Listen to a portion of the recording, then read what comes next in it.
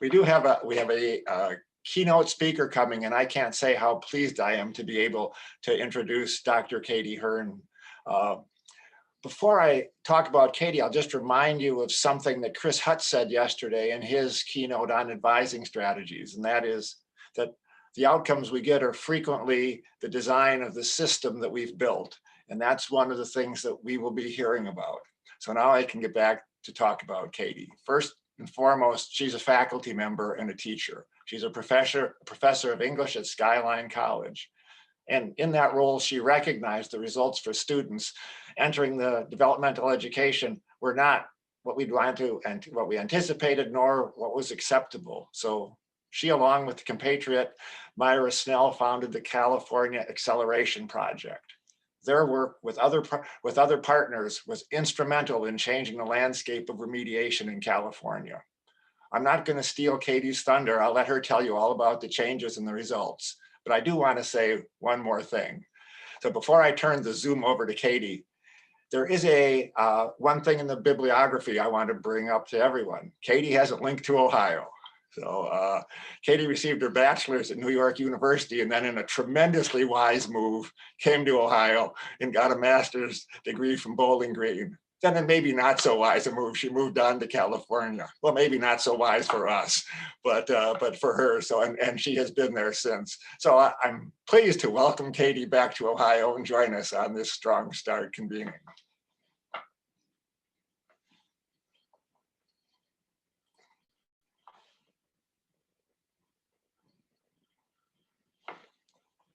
You're muted. Yes, I would like to be unmuted. Thank you. I'm gonna share my screen. Yeah, I got a master's in American Culture Studies from Bowling Green State way back. God. And now I'm in California. So, but I do go back to Ohio every other year or so because my in-laws are in outside of Cleveland. So I'm really happy to be here with you all today. When I was sort of in my mind getting ready, I still can't get over like picturing a big conference room in a hotel with people drinking like hotel coffee, and like I still have that in my mind, even though it's been the pandemic for a while now, and I knew it was going to be online. So we're going to do it. Keep our energy up. I really appreciated hearing from the earlier speakers about all the innovative work that's going on inside Ohio. So thank you for including me in that. I'm going to talk today, my agenda is, first I'm going to talk by telling you the story of sort of early reform efforts in California. We founded the California Acceleration Project in 2010, so I'm going to track it from then until 2017, where we had really sweeping policy changes statewide under a legislation called AB 705. I'm going to talk a little bit about that. Then we'll take a question break, and then we'll go into the results of the first year of the new policies and do another question break at the end.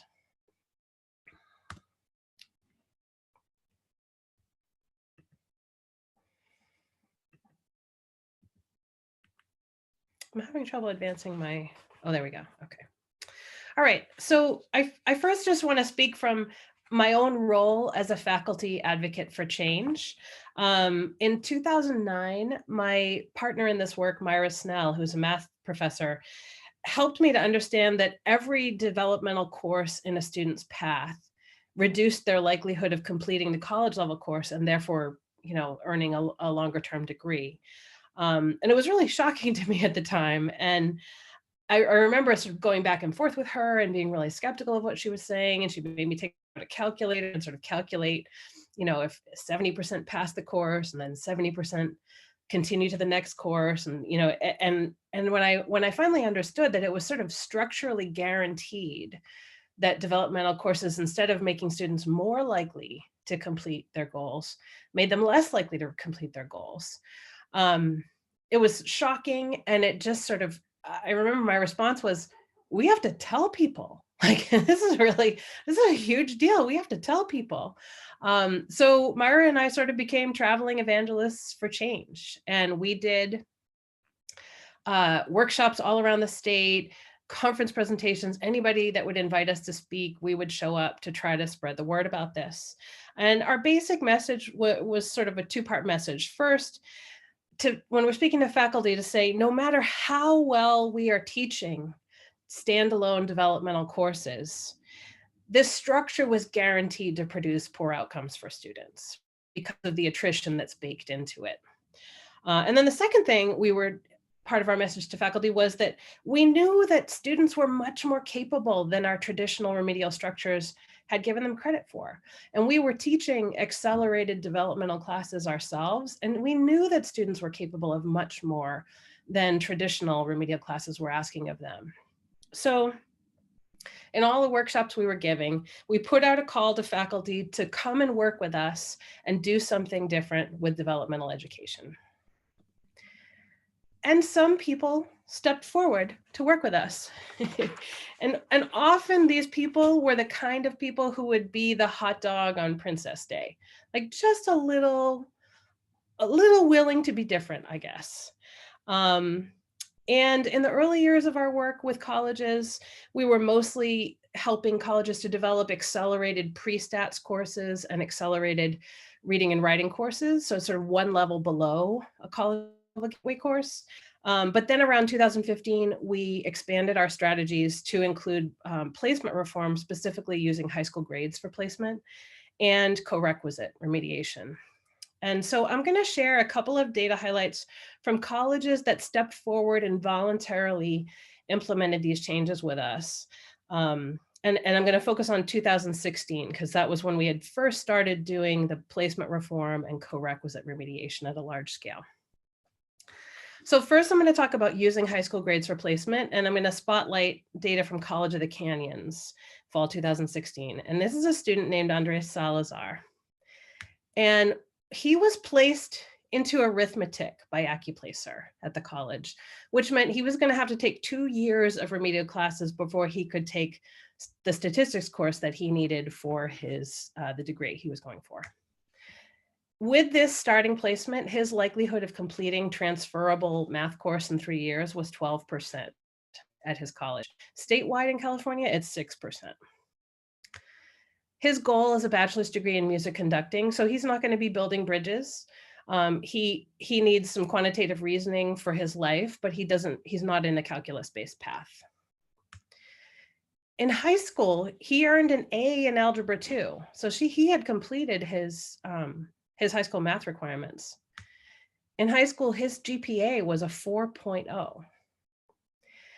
When you think about that, this is a 4.0 student who'd completed Algebra 2, but still AccuPlacer put him into 2 years of remedial classes all the way back to arithmetic.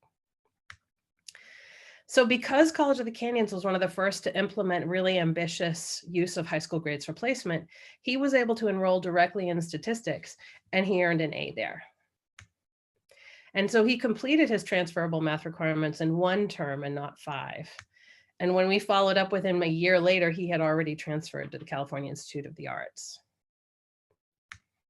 What College of the Canyons did was they let students qualify for statistics through a test or high school measures, including GPA or grades in Algebra 1 or 2. And it was self-reported information. They didn't require students to produce the transcript and prove it, because in the past they had tested and they had determined that the self-reports were accurate, that they could trust students. The second thing they did is that when they made this policy, the eligibility for college statistics more than quadrupled, increasing from 15% of incoming students to 71%. They didn't make any changes to curriculum. They didn't include corequisite support. They just let the students enroll in the existing course. And even though people were scared with that big of an increase in access that their success rates would fall in the course, they didn't. They held steady. And for students who started in statistics but previously would have been excluded, 66% succeeded on their first attempt. And this was 5 times higher completion than among students who started in a non-transferable remedial course a year earlier, which was only 13% of them would complete a transferable course. Okay, second college I want to spotlight is, and the second strategy I want to spotlight is replacing remedial courses with corequisite models. And this is from Cuyamaca College, which is in the San Diego area, also fall 2016. And this student's name is Caleb Rendon Guerrero. his background was he was a high school dropout who'd been in and out of the criminal justice system. So he wasn't a 4.0 student in high school. And his goal was to be the solution, not the problem in his family, and create a nonprofit to help kids like him. AccuPlacer put him into elementary algebra, which meant a year of remedial math before he could enroll in the transferable statistics course he needed for his degree. But Cuyamaca had created Corequisite models, so they let him enroll directly in a section of college stats that had 2 additional units of class time with his instructor for guidance, review, and collaborative activities with fellow students. He earned a B in the course, and when we followed up, he had maintained a GPA of 3.6, graduated, and transferred to San Diego State. So Cuyamaca was one of the first to really go bold with Corequisite models in the state of California. They used self-reported high school grades to place students into 5 math pathways. Corequisite support was offered for the first kind of entry-level transferable college courses, and that included just-in-time remediation and through the two-unit link courses. All remedial math classes 2, 3, and 4 levels below transferable gateway course were eliminated. 100% of students were eligible for college statistics, either regular or with co-work support. And at that time, 59% were eligible for transfer level business and STEM math, regular or with support. In California, we use the term transfer level. So if you hear me saying that and you're wondering, it means the college level gateway course that transfers to a 4-year university. And the bottom line is that when they switched to co-requisite models, completion for students considered underprepared increased from 10% to 67% in the first year.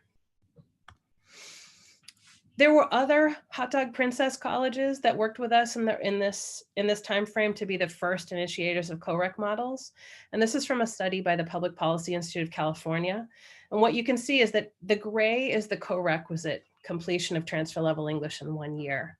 And what you can see is it's dramatically higher than the orange, which is traditional remediation, and also than the kind of teal colored, which was the 1 semester accelerated developmental education course that most of these colleges first developed as a strategy with us in the early years of CAP. There were fewer colleges doing it in math, only 2 in 2016-17, but look at the gains they made. The gray, again, is the co-requisite model. The turquoise is the 1 semester accelerated developmental education course. And then the orange is traditional remediation. Went from 12% to 69% completion at Los Medanos College in the Bay Area. So we, just like from the very beginning, we are traveling evangelists, and we went giving workshops, giving conference presentations, and sharing this data with the colleges and saying, can you believe this good news? It's amazing gains for students. And often we met closed doors with that. Our presentations reached faculty, administrators, or trustees from every one of California's 114 community colleges, but the scale of adoption remained so low.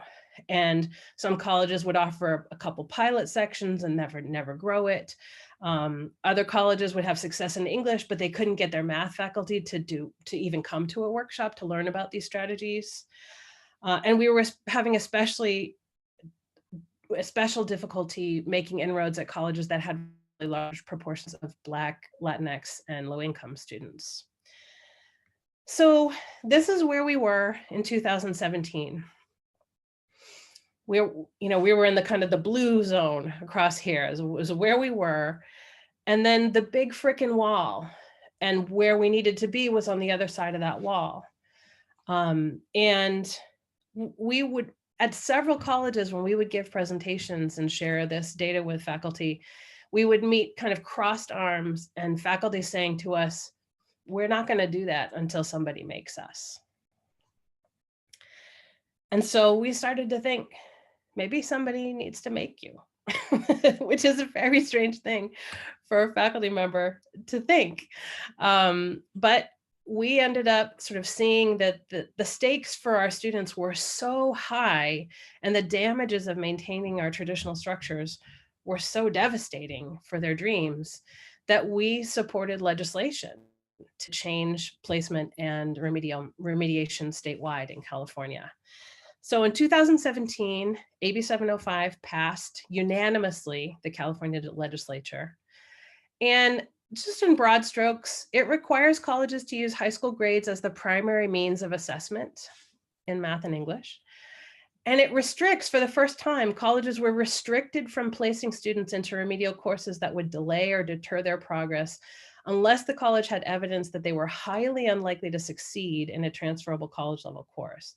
And that would need to be, you would need to look at their high school grades, not just an AccuPlacer score or some other very weak measure of student capacity.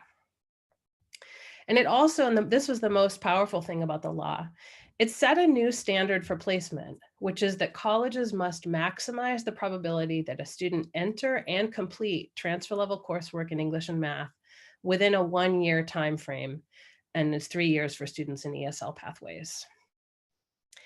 That one turned out to be sort of the Trojan horse of the legislation because it looks so, like who could argue with that on its face, that who could say a college should not maximize the probability that a student will complete these requirements.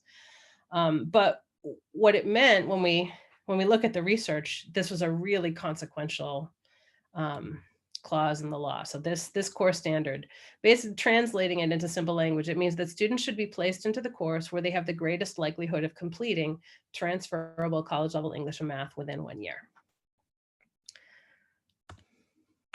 Okay, so I'm going to share some data about what does that mean?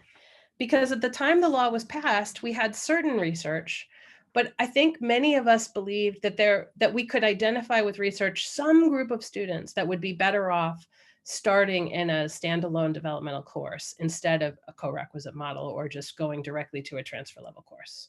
I think that we believe that, but we weren't sure because we didn't have good research about that. So there's a group called the Multiple Measures Assessment Project, which are these amazing researchers in California community colleges, and they work together and they look at a giant data set of high school data from all across the state of California and community college data.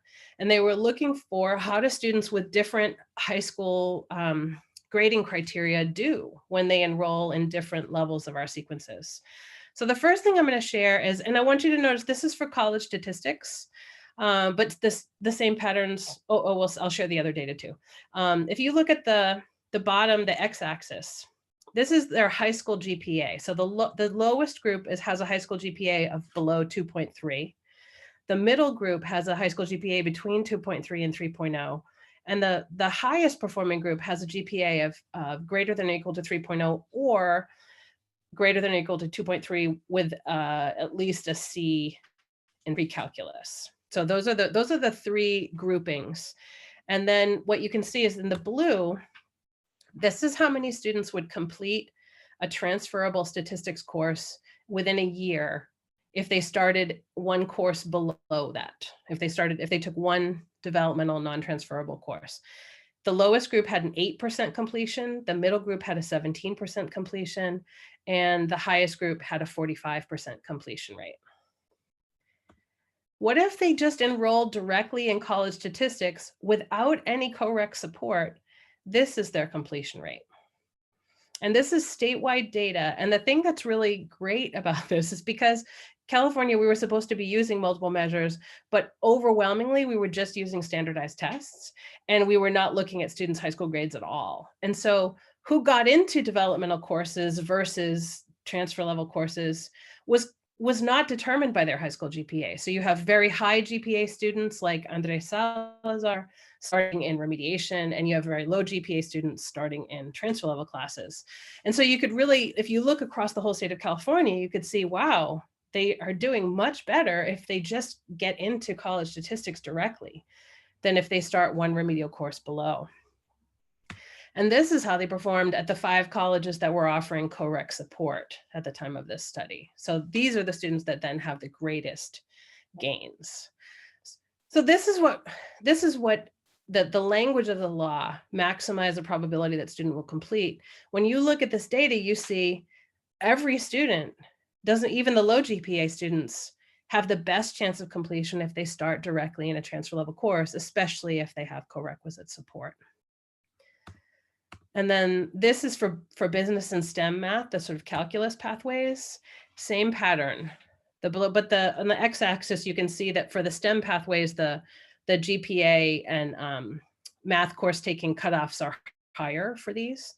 The lowest group had a 13% completion of a transferable business or STEM math course like college algebra or pre-calculus or applied calculus.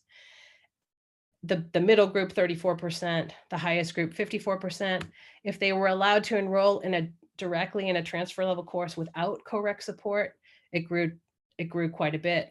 And then at the one college that at the time was offering a co-requisite in business and STEM math, it was dramatically higher.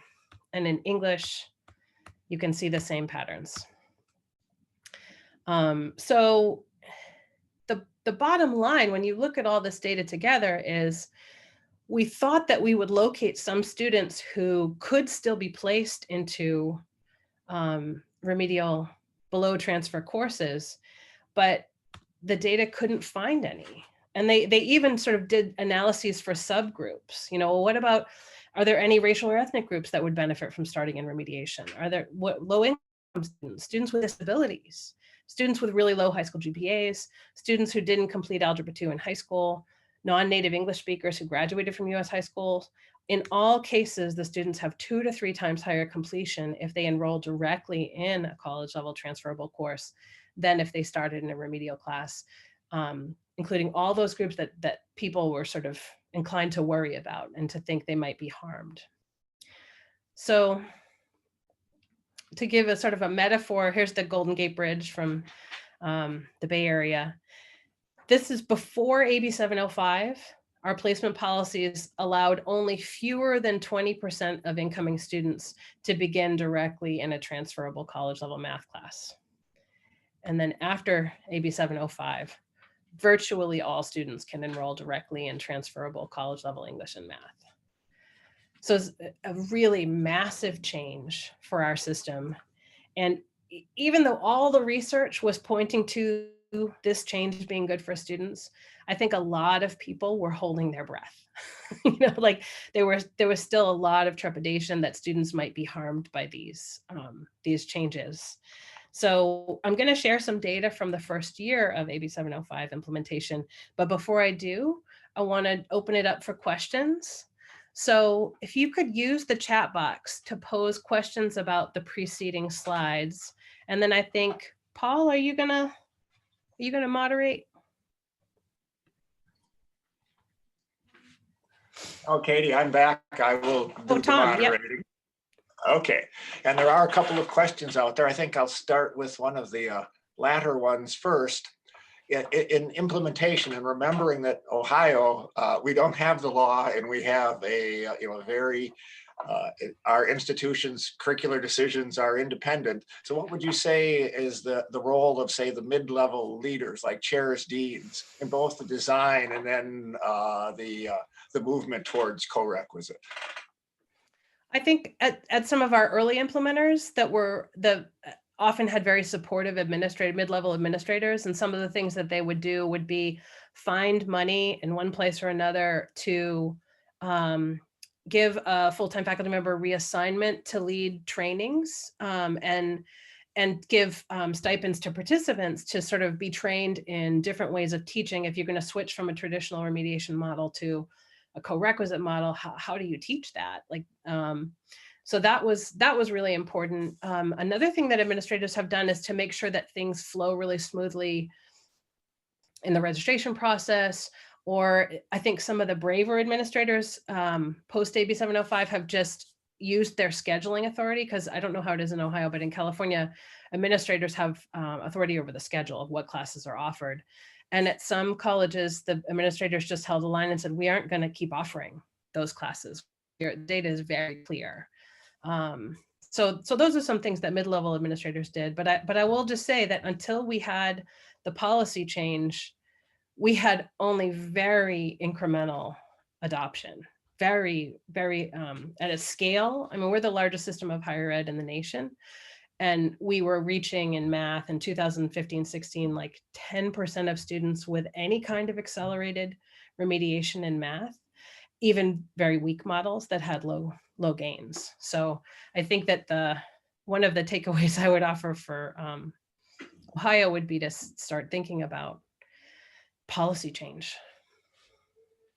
Well, you mentioned earlier, this wasn't a question, but I'll just follow up. You mentioned sort of the intermediate. You moved to an accelerated, or you urged an accelerated program, and we've heard of people with 3 and 4, terms of remediation. Was that more easily accepted? Even at the time, that felt radical to people, but that was an initial step, and that was in the earlier years where the data was starting to become quite clear. But and partially why our colleges adopted that is because that was what Myra and I were leading this work, me in English and she in math, and then this is what our colleges had. So colleges were sort of willing to step into a model that we had success with and could speak to our local data on. But co-requisite models, you could see in the data that I shared, were just so much more powerful in supporting student completion that now, as soon as AB 705 happened, we started to say to colleges, you need to kill the class we helped you build. Like, you just need to, that was an important transitional moment. It really gave you a chance to practice the kind of pedagogy of this accelerated world. But you need to kill that class because the structure is still really not serving students. There's one sort of a personal question that I'll throw to you in the chat box. It said, you'd mentioned having doors closed in your face. How did you persist in the midst of that? Yeah, it was discouraging for sure. But it helps that crew of hot dog princesses, like, it was like we were in it together and we were fighting the good fight together. And the urgency of this for students was just so high that and it also wasn't just that doors would get closed. It was that, people would lob really personal attacks. It was really, the fights could get quite bitter, which was another reason why the legislation ended up being kind of a blessing, because we could no longer just get mired in departmental infighting and personal attacks. Like, it was just, the legislature had put something through, and now that's what we needed to do. So it sort of alleviated that. This may be a better question for later, but just seeing it come in. The question was, how many contact hours are the CORECs? But I think I'll push that on with the number of schools you have. Is there a standard COREC, and are you then studying which ones work better if they're different across all the campuses? Yeah, so there's going to be a study coming out in next month from the Public Policy Institute of California that sort of analyzes and types out all the different COREC structures. I think I reviewed that. It hasn't been published yet, but I believe that the standard is about 2 units. So in both English and math, there are a few colleges that have 3-unit co-requisites, but that's rare. There are a few colleges that have 1 unit, but the most common by far is 2 units, or 2 hours additional to the class. Well, that agrees with the preliminary work that Tristan Denley has shown us out of Georgia too, that they find the 2 credit to be actually more efficient than the 3 and the 1, and their variations of schools. Yeah. Okay. Well, I'll let you get back and we'll save the questions, because okay. I think everyone wants to see results. Okay. So here are the results. Where we left off, people were holding their breath because it was a massive change in practice. And a lot of people were worried that students were being harmed. So the most important questions in the first round of data analysis is, are any students harmed? And let's see. Okay, so this is actual enrollment. This is not completion rates yet. This is just after full implementation of AB 705, which happened in fall 2019. What percentage of students enrolled directly in transferable college level courses? In English, it was 95%. And in math, it was 79%.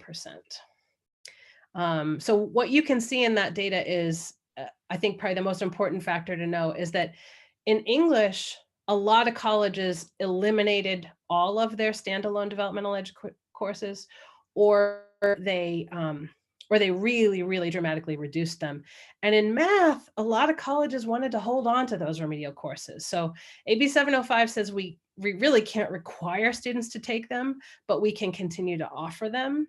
And in math, they really are continuing to offer them across the state. So 79% of students started in a transferable college level course in math. Now, if you notice that in fall 2015, that's the far left of this graph, this is really before colleges started implementing placement reform and co-rec remediation. So this is sort of the baseline year. And then in between, you have the early implementers that I shared with you, starting that in fall 16, but it's still not very much statewide. And then in fall 17, we got a few more early implementers. Fall 18, colleges were starting to get ready for AB 705, which passed in the fall of 2017. And then the biggest jumps you see is when the deadline hit for implementation of AB 705 is fall 2019. So this is where students actually enrolled after the law was implemented. And then how did they do? I'm going to just share the same line graph, but with the numbers of students who successfully completed transferable English and math in one term. So the blue line is English and the red line is math. And I hope you can see the numbers, but it's basically both disciplines doubled the number of students who successfully completed transferable English and math in one term. And in English, it was about 60,000 more students. And in math, it was over 30,000 more students statewide. So just a huge difference in like all these people who now are sort of through the gate of those first milestone classes and able to make progress on their degree, just a huge difference in students' ability to make progress. And then these are the percentages. So the baseline year, fall 2015 to first year of AB 705 implementation in 2019. In English, again, it doubled from 32% to 63% statewide. And in math, it more than doubled from 17% to 42%. And this includes both just the entire cohort of students taking English or English or math for the first time, including remedial or transferable. So one of the reasons that the math rate is lower is because they're still having a lot of students who are beginning in remedial classes because they're continuing to offer them and sort of encourage students into them, even if they can't require them to take it under the law. And that's pulling down the completion rate because a student can't, if they're taking a standalone dev ed course, they can't complete transferable college level courses in one term. I guess the one time they could would be like a compressed model if they did half and half in a semester, but those models are not really common in California. So it's offering having any students enroll in standalone dev ed is going to pull down the completion rate. And you can see that in the difference between math and English. The other factor driving this is that math course success rates tend to be lower than English course success rates, which I think some of the earlier presenters, when they were speaking about the need for pedagogical support for faculty, I think that speaks to that. Okay, so this is it for English. The researchers wanted to disaggregate by race and ethnicity just so that we could, again, ensure that no group was being harmed by these changes. And what you can see is every group sees substantial gains between the old practices and the new practices under the law. And you can also see that the biggest gains happened for Black and Latinx students. So this is more than doubling for both of those groups, whereas for Asian students and white students, it was less than doubling. So in terms of relative gains, Black and Latinx students are seeing the greater gains, but gaps still remain in completion that we're going to need to do some further attention to address.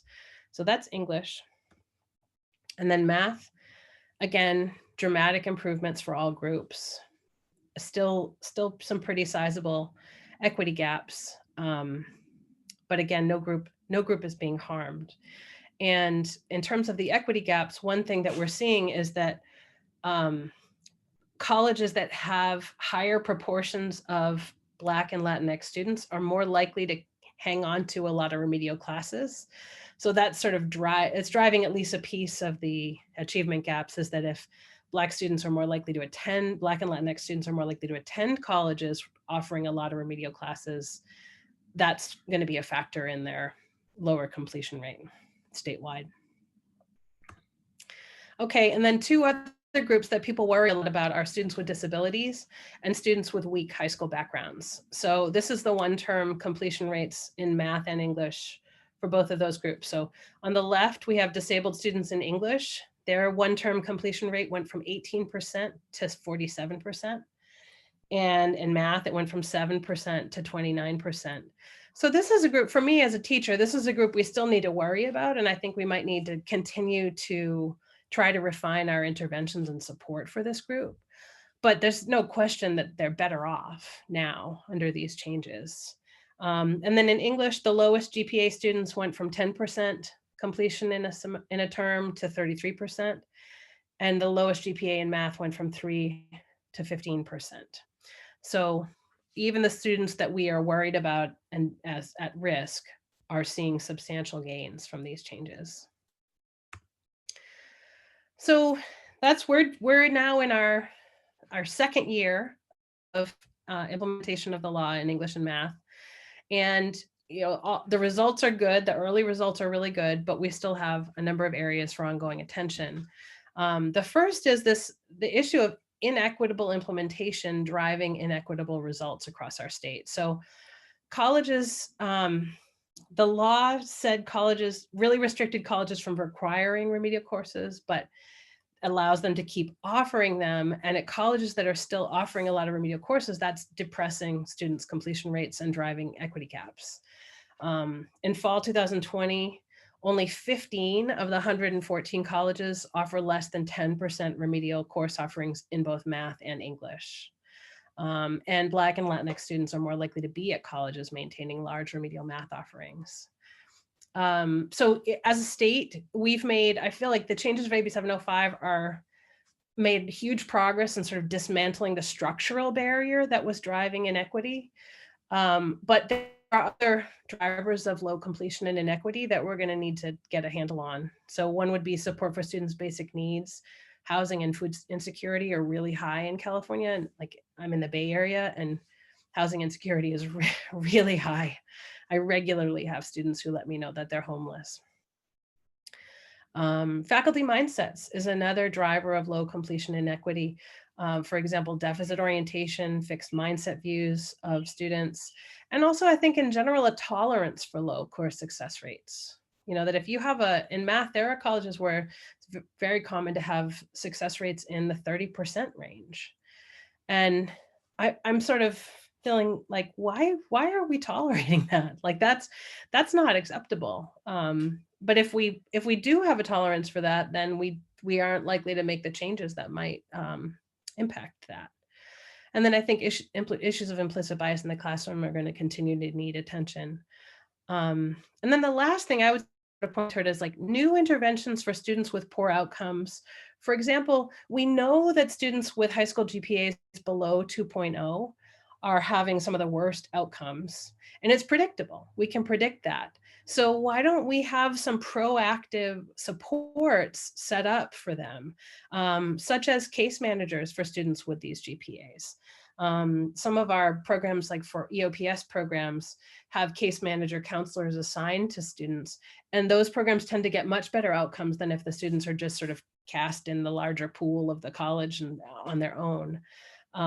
So I think that these are some of the things that we know that standalone remedial courses are not good for these students. So that's not the strategy we need to keep going toward. But we are going to need, I think, different strategies to support these students.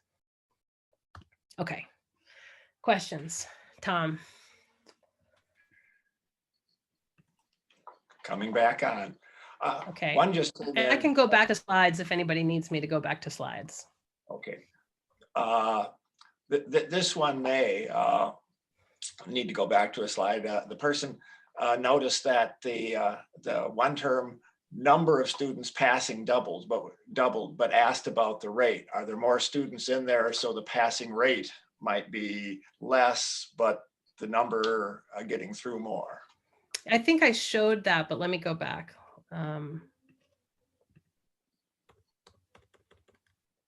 Why? Sometimes okay, yeah. Here's the rates. So here's the numbers, the sheer volume of students completing. But this is the rates. And this is not, in some cases, this is not just a straight course success rate. Sorry, a course success rate. This is a metric that we call throughput in California. It's like, of all the students who started in a English or math course, and that could be transfer level or could be developmental, what percentage of them completed in one term? So, and that's the metric that is the most important way to assess how you're doing with DevEd, students placed into DevEd, is that you can't just compare success rates of students at the college level course, like success rates of a co-rec student versus a standalone transfer level course. I mean, that it's okay to do that comparison, but where you really see the gains from these changes is saying, what if a student had started in remedial courses before, and now they get to start in the transfer level course? That's where these strategies produce the most powerful gains. So you want to make sure you're looking at the whole cohort who are starting English or math. So that's what this data is. So in both, we see a doubling in English and a more than a doubling in math. Okay. Another question came in on a comment that you talked about when we discussed different types of co-recs, and the question was, well, get back to the idea of 2 additional hours rather than 3 additional hours.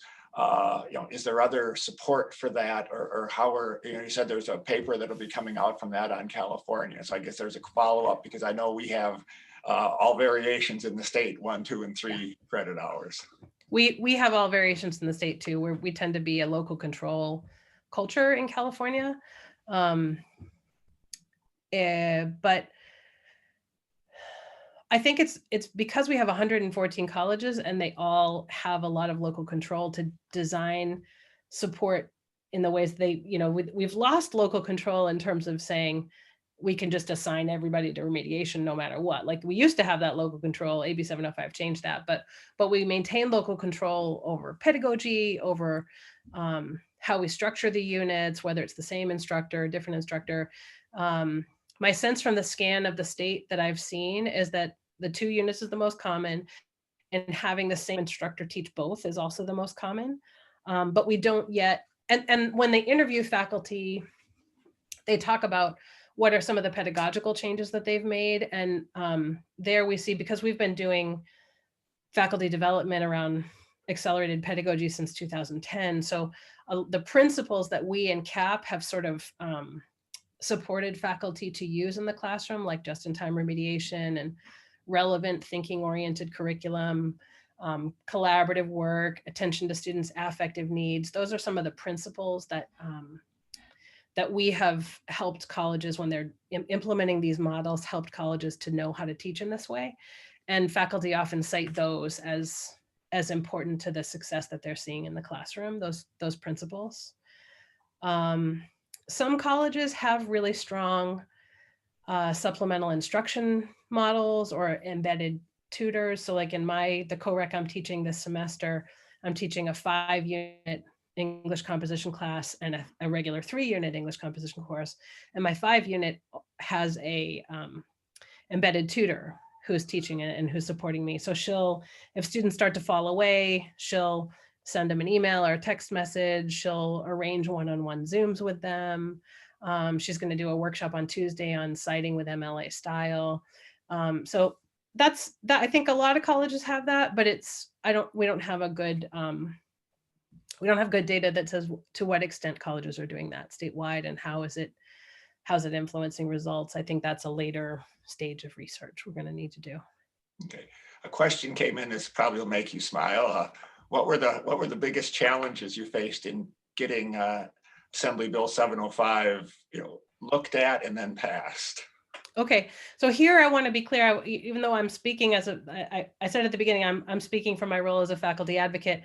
I want to be clear, we did not do that ourselves or single-handedly. We were a part of a coalition of players on that. So I think our most important partner was there's a policy/advocacy group in California called the Campaign for College Opportunity.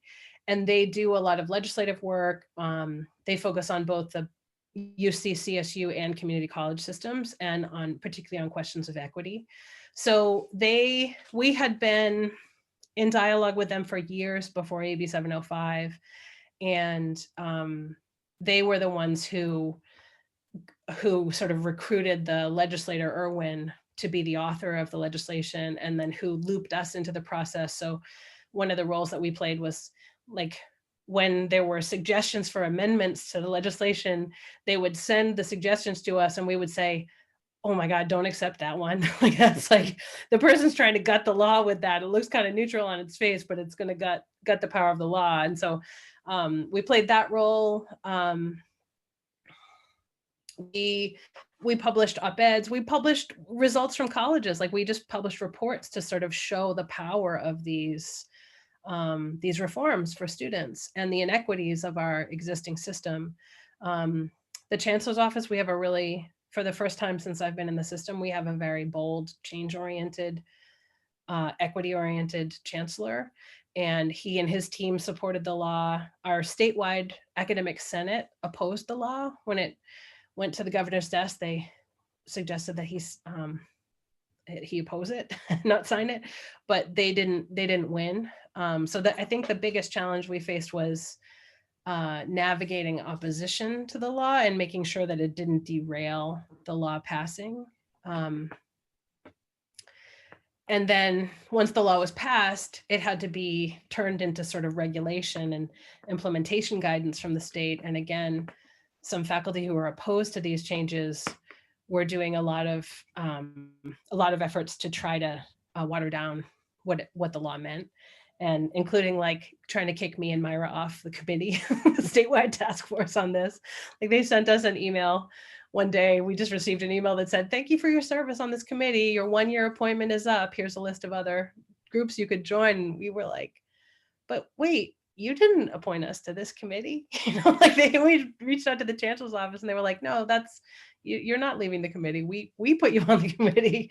So it was just sort of, there's just been a lot of maneuvering that we've had to be tracking and smart about responding to.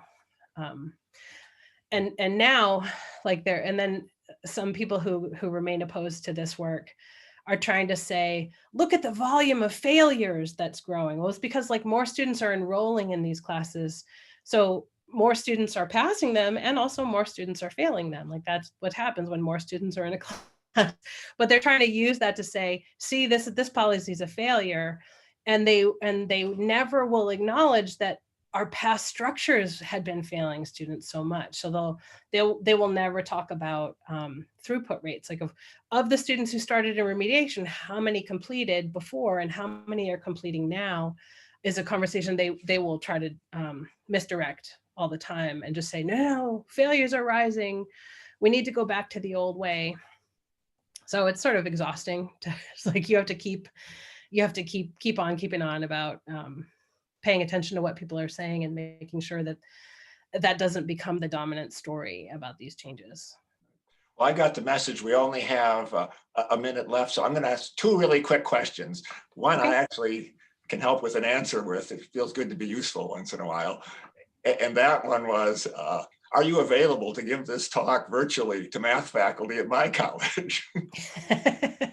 Well, now that I don't have to travel 3 days to give like a 45-minute presentation, yeah, I'm more available. So possibly, but I'm hoping, I did not record this myself. I meant to. I'm hoping we have a recording of this. That's where I thought I might be able to help. Yes, this talk is being recorded and will be available on the Ohio Strong Start to Finish website after the recordings get done and are available, and we'll send messages to everyone. And the second one, I just want to squeak in because it's from Bowling Green. So someone coming in to say hi, but said, we have tutors embedded in the co-rec writing courses. What is the success rate for that kind of support system? Or what do you see? Is that a good strategy? That's not data that I've been tracking as closely. And we haven't post AB, like pre AB 705, my whole goal was like, we have to address the structural problems of our remedial system. Like that was the whole goal. Now that we have AB 705, we still have some structural problems with people still offering remedial classes and steering students into them. So the finer grain analysis of like, okay, inside a CoRec, what if you have embedded tutors versus don't have embedded tutors?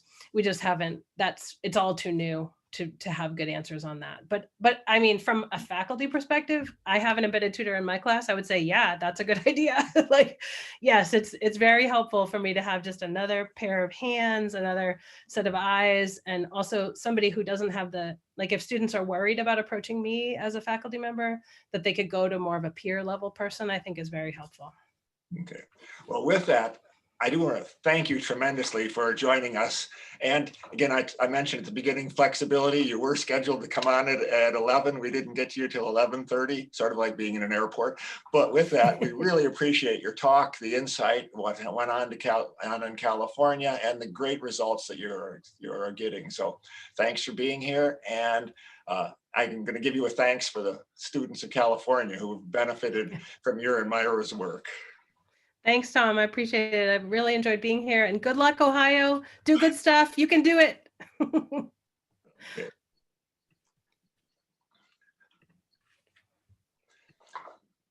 Our next group, we will see the recommendations from the Corequisite Implementation Forum. Again, these are recommendations coming from practitioners within the state of Ohio, your faculty members. So Carl and Sharon, you're on.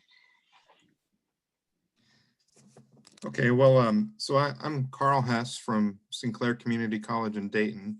I'll lead off, and then in a few minutes I'll pass off to Sharon. Tom, is it okay if I share my screen? Yes, go right ahead. Okay.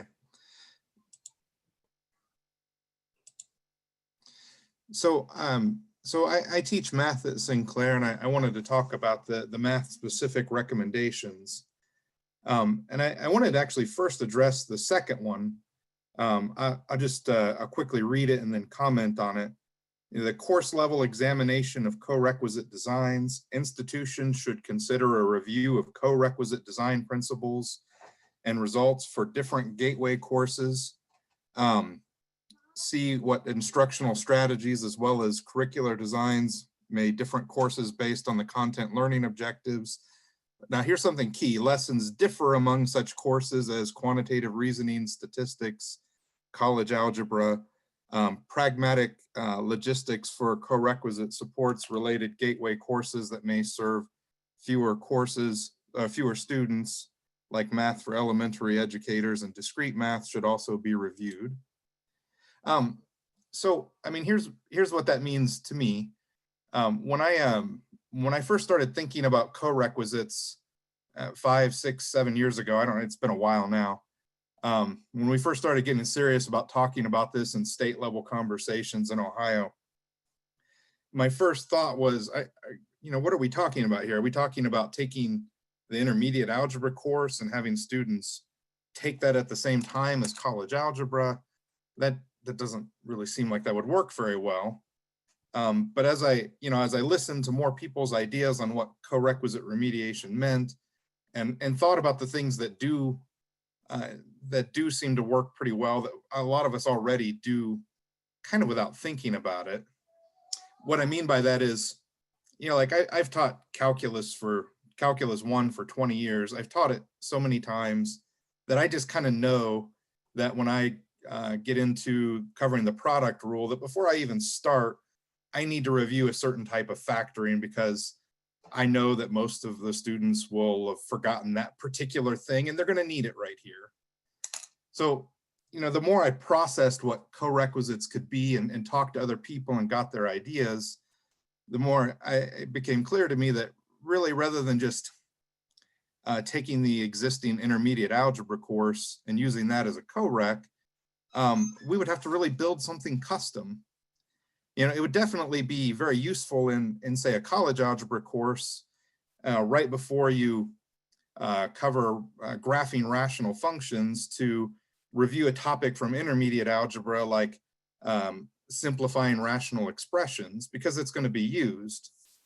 But the problem is that if you just use the existing courses, maybe that topic in intermediate algebra isn't covered until week 12, but the corresponding topic in college algebra would be covered in week 4.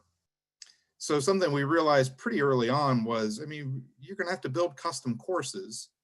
And not only are you going to have to build custom courses, but the co-requisite is going to have to look different for different gateway courses. In particular, my colleagues that were working on building co-recs for, say, statistics and quantitative reasoning, came back to me early on and said, all right, Carl, we get what you were saying about, structure it so that you're reviewing something relevant from intermediate algebra right before you use the topic in the college level course that would make use of that.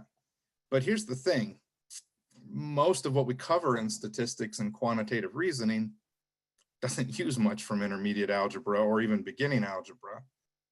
Certainly there's things like, when we're going to cover linear regression, that'd probably be a good time in the co-rec to review linear functions. But what they were telling me is what we really think we could do with these co-recs is use them to give kind of an extended introduction to topics. If we're going to be talking about, say, finding selection bias in the gateway course, then there's really nothing from intermediate algebra that would help prep students for that. But what we could do in a co-rec is we could give them simpler examples that are described in fewer words, maybe a paragraph rather than a page, and ask them to find the selection bias in that shorter description of a simpler study, and kind of use that to build up to the more complicated examples in the college level course. So we definitely figured out early on that co-recs really needed to be built to fit a specific course in a specific place that has a specific order of topics. And then the other math specific recommendation really just kind of builds on this. It calls out that there's really kind of a difference for STEM courses. And I won't read this one because I don't want to take too much more time. But it gets at the idea that these are really kind of special because they're not end of the line courses like statistics and quantitative reasoning often are. Students who take college algebra tend to go on and take trigonometry and calculus 1 and maybe calculus 2 and so on. And therefore that co-rec actually plays a larger role, because those ideas from intermediate algebra that we might have allowed the students to bypass to get into college algebra weren't just useful for college algebra, they're also useful in courses beyond. As I mentioned a moment ago, there's a place in Calc 1 where I always review a certain type of factoring. And in fact, most of the things that I review just in time in Calc 1 are really intermediate algebra topics. So those co-recs we build for STEM courses like college algebra really have to be viewed with a holistic view towards these students are moving forward. They're going to take other courses. Is this co-rec not just helping them do well in college algebra, but also helping college algebra to be a really good foundational experience for those students moving on up? All right, I think I better stop there for time and pass it on to Sharon.